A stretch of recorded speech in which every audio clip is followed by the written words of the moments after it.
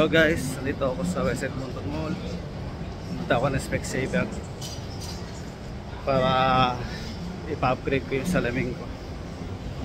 Galing ako ng Specsavers. Yung kinuha kong salamin hindi siya kasi malinaw. Pang reading lang kasi sinabi ko, kaya hindi ko rin alam na hindi rin pala siya magagamit pag yung lalabas ka, kasi pag tinignan mo yung malayo malabo siya, dapat pala progressive. Hindi ko rin alam kasi yun, kaya pinaayos ko pa kanina. Bumalik ako dun sa Specsavers. Ngayon mag-antay naman ako 2 to 3 weeks. Okay na, hindi diretso na akong workout. Mag-gym na naman ako kasi may 2 weeks din ako hindi nakapag-workout. Medyo sumasakit na naman yung katawan ko. Kailangan ko na ng mga exercise to. Kaya guys, punta tayo dun sa gym. Nakita ko yung Dollarama, dumaan mo na ako. Bibili ako ng yung tissue. Kailangan ko pala ng tissue. Guys, dito muna tayo.